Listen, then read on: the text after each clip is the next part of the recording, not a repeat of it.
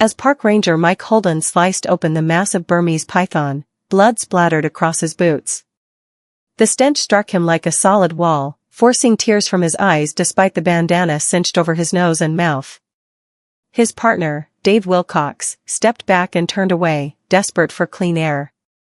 "Jesus Christ, I've never seen one this big," Mike murmured, his words nearly drowned out by the drone of insects blanketing the humid Florida air. For 3 days, the 2 Florida Fish and Wildlife Conservation Commission rangers had pursued this particular snake through the dense marsh of Everglades National Park. At nearly 18 feet and roughly 150 pounds, it ranked among the largest either man had encountered in 24 combined years of service. The call came from a hiking group who'd reported violent thrashing near the Anhinga Trail. By the time the rangers arrived, only trampled sawgrass remained, along with a smear of blood disappearing into dark water. Something devastating had played out here. "Dispatch logged a deer sighting in this sector yesterday," Dave said, snapping photos of the python carcass from multiple angles. "Probably a young buck, based on the tracks." Mike nodded soberly, resuming his exam. The snake's midsection bulged grotesquely, stretched scales exposing the pink skin beneath. Whatever lay inside had been swallowed recently, likely within the last 36 hours, given the early stage of decomposition. The afternoon heat pressed down relentlessly as the 2 men worked methodically beneath the cypress canopy, their makeshift field site dappled in shadow and light. Both were seasoned veterans of python hunts, an unfortunate necessity in combating one of America's most destructive invasive species crises. "Remember that training video where they pulled a full-grown alligator out of one?" Dave asked, wiping sweat from his brow with his shirt sleeve. "Bet this tops it." Mike didn't answer. His attention remained fixed on carving a clean incision along the snake's distended belly. As the blade slipped through muscle wall, a rush of fetid gas escaped. Both men recoiled. "Get the sample kit ready," Mike managed through his nausea. "And call Dr. Morrison at the research center. She's going to want eyes on this." Floridians hadn't needed an introduction to the Burmese python crisis in years. First documented in the 1980s, the population had exploded by the early 2000s. Today, tens of thousands of these apex invaders slither through one of America's most fragile ecosystems. The fallout had been catastrophic. In affected zones, mammal populations had dropped by 90%. With no native predators to check them, the snakes, once abandoned pets, had metastasized into an ecological catastrophe. Dave placed the call while Mike pressed on. His gloved hands eased apart the python's stomach contents, revealing first a hoof, then a leg. The animal inside was nearly whole. Remarkably intact, given that digestion had already begun. Mike's face tightened as more of the consumed creature came into view. "It's a deer, all right," he confirmed. "Young, maybe a year and a half. But there's something else here too." Dave ended the call and moved closer, camera raised. "What is it?" "Not sure yet." "Something metallic." The 2 exchanged glances. Man-made objects inside pythons weren't unheard of. Snakes had swallowed house pets, even the occasional trail camera. But this felt different. Mike gently freed more of the deer carcass, revealing a nylon collar wrapped around its neck. A small metal tag caught the light.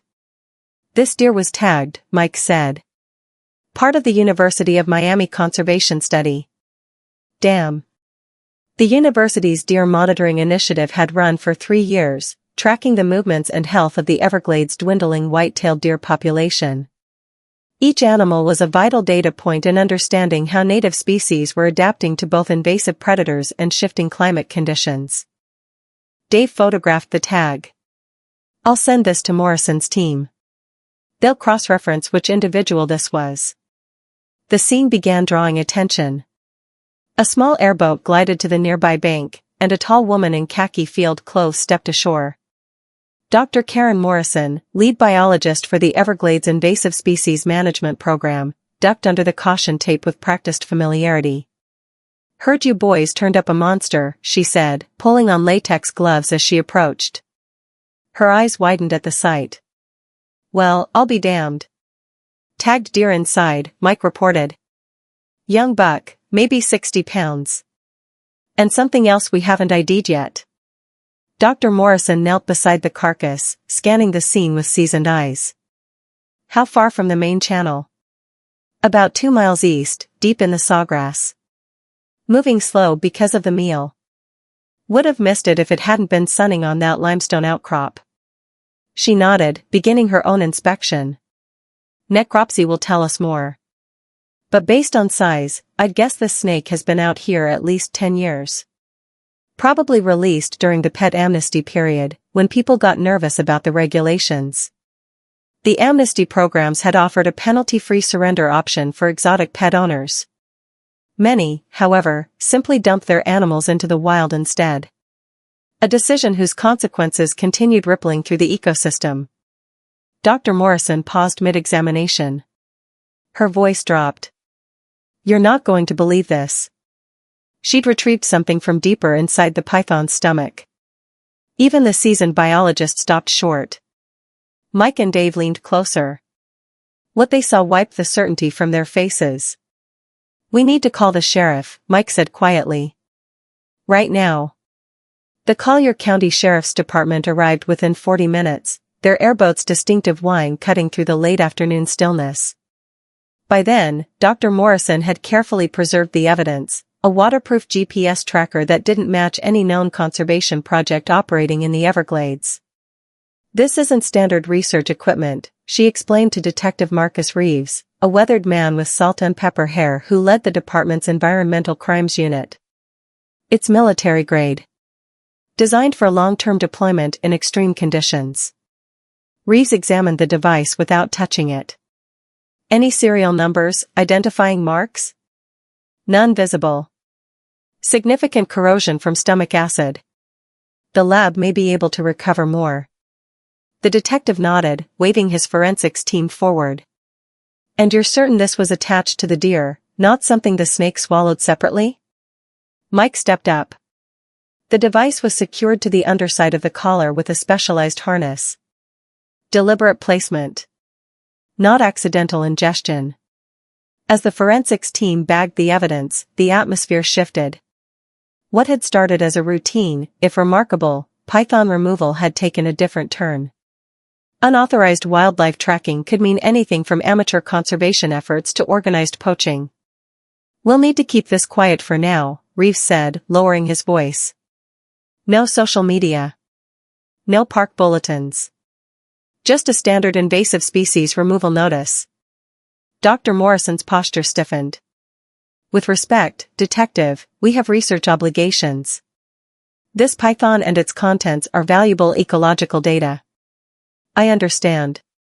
But this is now part of an active investigation. You'll get the snake back once our analysis is complete. Before she could respond, Dave called out from several yards away. He'd been examining the remainder of the python's stomach contents. You need to see this. His voice sounded strained. The group converged where Dave crouched over a small plastic container that had emerged deeper from the digestive tract. Partially dissolved by stomach acid, it held several glass vials nestled in protective foam. I've never seen anything like this in a wildlife case, Reeves said, motioning his forensics team back. Everyone step away. We don't know what we're dealing with. Curiosity curdled into concern as the technician carefully extracted the container with specialized tools. The vials contained a murky liquid. Their labels remained partially legible despite the damage. There's a number sequence here, the technician reported. And what appears to be a biohazard symbol. Detective Reeves immediately activated containment protocols, calling for hazmat support from Naples. Within hours, the small Everglades clearing had been transformed into a secured investigation scene, tarps erected to shield the area from aerial visibility. As the sun bled below the horizon, casting elongated shadows through the cypress trees, Mike found himself delivering his third statement of the day. The routine python hunt had escalated into something now involving the Florida Department of Health, the CDC, and whispers of FBI interest. Walk me through the capture again, Reeves said, notebook open. Any unusual behavior from the snake? Mike shook his head. Nothing out of the ordinary for a well-fed python. Sluggish. Seeking warmth to aid digestion. Standard procedure. And you noticed nothing unusual about the deer from external examination? Not until we opened the python. The deer appeared to be a typical whitetail, consistent with local populations. Reeves nodded, writing. We'll need you to keep this contained, Ranger Holden. National security implications. Mike said nothing. In 2 decades with fish and wildlife, he'd encountered poachers, drug runners, even human traffickers using the Everglades remote corridors. But this was different. More organized. More deliberate. By nightfall, the python's remains had been moved to a secure facility. The deer carcass was en route to the University of Florida's veterinary laboratory for detailed analysis. The mysterious vials remained under guard inside a mobile containment unit. The Rangers and Dr. Morrison walked away with signed confidentiality agreements and a growing list of unanswered questions. You think they'll ever tell us what this was really about? Dave asked, cleaning his gear by headlamp. Mike's face stayed grim in the artificial glow. Not a chance. You see those CDC guys? They were expecting something like this. Dr. Morrison approached, her earlier academic energy replaced by weary concern. I've worked the Everglades for 15 years. Never seen anything like this. What happens to our python program now? Dave asked. Business as usual. But with extra attention on any unusual findings. She paused. The official story is exactly what it looks like, invasive python removed after consuming protected wildlife. Everything else is classified. As they prepared to depart, fresh personnel arrived. Unmarked vehicles. Plainclothes individuals moving with military discipline. Federal agents, though none displayed credentials. Rangers Holden and Wilcox. A woman in a dark suit approached. I'm Agent Carter. We need to review your findings and equipment before you leave. For the next hour, the Rangers surrendered their phones, cameras, and sample kits. Their photos were deleted. Equipment swabbed for residue. A new set of paperwork appeared. Your original report has been amended, Agent Carter informed them, sliding official documentation forward. Please review and sign. The revised report omitted all mention of the GPS device and the vials. Standard language about python removal and ecological impact. The deer was now described as untagged wildlife, naturally consumed. This isn't accurate, Mike said carefully. Agent Carter's expression remained flat. This is the official record. Is there a problem? Mike and Dave exchanged a glance, years of partnership distilled into silent communication. They both understood where they stood. No problem, Mike said, signing. Standard python removal operation. As they boarded their airboat, Dr. Morrison appeared beside them. Her voice barely carried over the nocturnal chorus of frogs and insects. Whatever was in those vials, it wasn't natural. She paused. The residue on the glass. I've seen similar compounds in pharmaceutical research. Engineered proteins. What does that mean? Dave asked. It means someone is using the Everglades as a testing ground. And they're using wildlife as carriers. Before they could respond, a federal agent called her away. The Rangers were left with the weight of her words as they navigated the black water toward home. 3 weeks passed before Mike and Dave were cleared to resume regular patrols in the eastern Everglades. The official narrative moved swiftly through sanctioned channels. A record-sized Burmese python had been humanely euthanized after consuming a white-tailed deer, further evidence of the threat invasive predators posed to native wildlife. The snake had been processed per standard protocol. Measurements recorded. Tissue samples banked. Carcass incinerated, consistent with invasive species management guidelines. But in the Everglades, rumor moves faster than official report. Heard they locked down the whole research lab at UF, Ranger Teresa Suarez murmured during shift change. My cousin works security. Says they flew specialists in from Atlanta. CDC headquarters. Mike said nothing, simply nodded as he checked his patrol gear. The less he engaged with speculation, the better. The site where they'd found the python remained cordoned off, designated for ecological assessment, reopening timeline unspecified. Motion sensor cameras with deliberately vague government markings had appeared on trees throughout the area. This morning, the rangers drew patrol duty along the Turner River, nearly 10 miles from their fateful discovery. The day was typical for late summer in the Everglades, brutally hot and humid by 9 a.m., thunderheads already massing on the horizon. "You think we'll ever find out what was really going on?" Dave asked, steering through a narrow water trail. Mike scanned the water without turning. "Some things are better left unknown." "You don't believe that?" "No," Mike admitted. "But I believe in keeping my job and my pension." Their radio crackled. The dispatcher's voice carried unusual tension. "All units near Turner River, reports of unauthorized personnel in Section 7. Possible wildlife disturbance. Proceed with caution and report findings." Mike acknowledged and exchanged a look with Dave. Section 7 was less than a mile from their position. "Probably just photographers off the marked trails," Dave offered, though his voice lacked conviction. They adjusted course, cutting the airboat engine as they approached. The final stretch required stealth, moving on foot through dense undergrowth. Both rangers drew their sidearms, standard protocol for unknown subjects in remote areas. The sound reached them before visual confirmation, a mechanical whine that didn't belong among the Everglades' natural chorus. Mike raised his hand. Dave froze. Through the foliage, a small clearing came into view.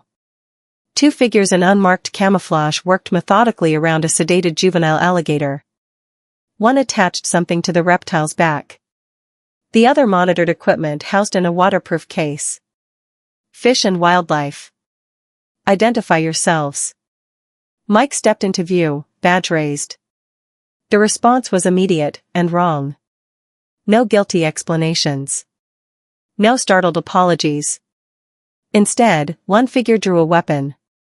The other scrambled to pack equipment. "Federal operation." "Stay back," the armed individual shouted, displaying no credentials. Mike kept his weapon lowered but ready. "Then show me credentials and permits." "Sir, we answer to the same laws." "We don't answer to park rangers. This is classified research. Leave the area." Dave had emerged from cover, radio already requesting backup. "Sir, all research in the Everglades requires proper documentation and park approval. We'll need to see authorization." The standoff might have escalated further had a familiar figure not stepped from the opposite tree line. Agent Carter's expression was thunderous. "Stand down." Immediately. She addressed the two individuals. This operation was not cleared for this sector. Weapons were holstered. Postures shifted from confrontational to deferential. Agent Carter conferred with them briefly, voices inaudible but body language unmistakable. These people had overstepped. When she finally approached the rangers, her tone was professionally cordial but carried unmistakable edge. "Rangers. Thank you for your diligence. These contractors exceeded their authorized boundaries. The situation is under control." "What exactly is the situation, Agent Carter?" Mike asked. His patience for obfuscation had worn thin. First the python with mystery vials. Now unauthorized personnel tagging alligators with unmarked devices. The public deserves to know if there's an environmental hazard. Something flickered across Agent Carter's face. Respect, perhaps. Or calculation. "Walk with me, Ranger Holden." Out of earshot, her voice dropped to something rapid and quiet. "What I'm about to tell you does not leave this swamp. We're tracking an eco-terrorist group using invasive species as biological delivery systems. The python you found was carrying prototype tracking technology and biological samples, material they were testing for environmental dispersal." "Biological weapons?" Mike asked, alarmed. "Not weapons. Modified bacteria. Engineered to rapidly break down specific agricultural chemicals." Targeted environmental manipulation sounds beneficial until you consider the unintended consequences on native ecosystems. Mike's ecological training supplied the implications in seconds. Introducing engineered microorganisms into an environment as complex and delicate as the Everglades could trigger cascading failures throughout the entire food web. The alligators, we're deploying our own tracking systems to monitor for additional contamination. The group appears to be targeting apex predators with large territories for maximum dispersal. Agent Carter checked her watch. I've already said too much. You'll be contacted for a more comprehensive briefing. Until then, continue your python removal program as aggressively as possible. Any large specimen should be treated as potentially compromised. She added, before departing, standard protocol remains the same. Capture. Euthanize. Incinerate. No exceptions, no matter how valuable the specimen might seem for research. Mike understood the subtext. The pythons weren't simply being eliminated because they were invasive. They were being treated as potential biohazards. Back at headquarters that evening, Mike stared at the incident board. Pins marked recent python captures across the vast expanse of the Everglades. The board grew more crowded each year, despite their best efforts. You look like you've seen a ghost. Mike turned. Dr. Morrison leaned against the doorframe, field attire replaced by more formal clothing. She looked exhausted, dark circles carved beneath her eyes. Just thinking about patterns, Mike replied carefully. You're dressed up. Congressional testimony tomorrow. Flying to D.C. tonight. Mike raised an eyebrow. They're finally taking the python problem seriously. Something like that.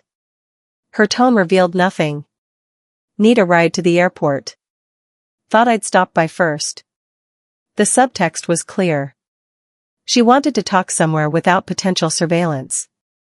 20 minutes later, they sat in Mike's truck, heading north on the Tamiami Trail.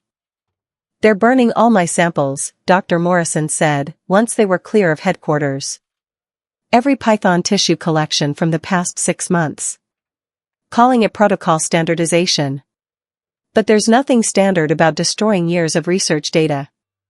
Mike kept his eyes on the road. Any reason why? They found something in the blood chemistry. Something that shouldn't be there. She turned to face him directly. The python population isn't just expanding naturally, Mike. Someone's been helping them adapt to the Florida ecosystem. Genetic modification. Subtle alterations. Improved cold tolerance. Accelerated growth patterns. Changes that give them advantages beyond what natural selection could provide in this timeframe. The implications staggered. Burmese pythons were already devastating the ecosystem as non-native invaders. If someone was deliberately enhancing their adaptability, who would do that? And why? Dr. Morrison shook her head. That's what scares me. There's no profit motive. This isn't about creating a marketable product or chasing grant funding. It's about deliberately destabilizing an ecosystem. At the airport, Dr. Morrison handed Mike a sealed envelope before exiting the vehicle. If I don't call you within 48 hours, open this. It contains everything I managed to document before they confiscated my research. Karen, what have you gotten mixed up in? Her smile was grim. Just doing my job. Protecting the Everglades. Sometimes that means fighting invasive species. Sometimes it means fighting the people who weaponize them. 2 days passed. No word from Dr. Morrison. Mike opened the envelope. Inside, a USB drive and a handwritten note containing coordinates deep in the western Everglades. The next morning, he and Dave took an unscheduled detour during patrol. The coordinates led them to an abandoned hunting cabin, well concealed among cypress trees, apparently untouched for years. Inside, however, they discovered a sophisticated laboratory setup, recently used and hastily vacated. Specialized incubators. Gene sequencing equipment. Rows of reptile cages. This isn't amateur hour, Dave said, examining the hardware. This is state-of-the-art biotech. On a corkboard, photographs of various Everglades locations, each marked with GPS coordinates. Wildlife in every image, not just pythons, but alligators, turtles, even birds. All apparently monitored or manipulated. We document everything. Then we call this in. Mike was already photographing with his department-issued camera. Dave pulled a ledger from a desk drawer. Mike. You need to see this. He held up a release schedule. Dates. Locations. Species. They'd been at this for years. Before they could continue, the distant whine of airboat engines filtered through the trees. Approaching company. They barely had time to conceal the USB drive before the cabin was surrounded. Private military contractors, the same unmarked operatives from before. And among them Agent Carter, considerably less composed than their previous encounters. Rangers Holden and Wilcox. Her tone was ice. Fancy meeting you here. Care to explain why you're interfering with a classified operation? Anonymous tip about illegal wildlife trafficking, Mike replied smoothly. Standard protocol to investigate. And what have you found? Evidence of systematic biological manipulation of native and invasive species, Dave said. Which we're obligated to report to the EPA and Fish and Wildlife Service headquarters. Agent Carter's expression hardened. That won't be necessary. This facility is now under federal jurisdiction. You're both being temporarily relieved of duty pending a security clearance investigation. Where's Dr. Morrison? Mike asked directly. Something crossed Agent Carter's face. Concern. Perhaps guilt. Dr. Morrison is assisting with the investigation at a secure facility. Her expertise is valuable. Is she under arrest? She's cooperating voluntarily. Agent Carter's tone suggested otherwise. The Rangers were escorted back to headquarters. Equipment confiscated. Placed on administrative leave pending further notice. Official reason, protocol violation. But everyone understood the message. They'd seen something they weren't supposed to see. 3 days into their forced leave, Mike received a text from an unknown number. Boat ramp. Sunset. Come alone. He arrived to find Dr. Morrison waiting in a battered pickup truck, looking significantly worse than when he'd last seen her. Her congressional testimony had apparently never happened. They're covering it up, she said without preamble. The whole operation. The eco-terrorists. The modified pythons. All of it. Why? Because it's not eco-terrorists. It's a black-budget research program that went off the rails years ago. They were developing biological delivery systems for agricultural applications, ways to introduce beneficial bacteria into ecosystems using native wildlife as vectors. The pythons were never supposed to be part of it. They were an unexpected variable that someone decided to exploit. Mike struggled to process this. So the government accidentally created super pythons? And now they're desperate to eliminate the evidence before international environmental monitoring agencies catch on. The political fallout would be catastrophic. She handed him a flash drive. This contains everything. The original research parameters. The unauthorized modifications. Documentation of the cover-up. I'm leaving Florida tonight. Going somewhere they can't find me easily. What am I supposed to do with this? Dr. Morrison's expression was grim but resolute. What we always do, Mike. Protect the Everglades. No matter the cost. In the weeks that followed, the python removal program received unprecedented federal funding and support. What had been a constant but manageable effort suddenly became Florida's top environmental priority. Bounties for captured snakes doubled, then tripled. Military veterans were recruited and trained specifically for python detection. Thermal imaging drones patrolled the Everglades nightly. Mike and Dave found themselves reinstated, now at the center of a vastly expanded operation, training new hunters, coordinating with federal agencies that had shown little interest in invasive species management before the incident. The python that swallowed the deer never made the news beyond a brief mention in a local conservation bulletin. Just another invasive predator removed from an ecosystem where it didn't belong. But its legacy, reshaping the battle against invasive species in the Everglades, would continue for years to come. As for the deer, with its mysterious tracker and the vials of engineered bacteria, they remained classified. Just another secret hidden beneath the dark waters of America's most mysterious wilderness.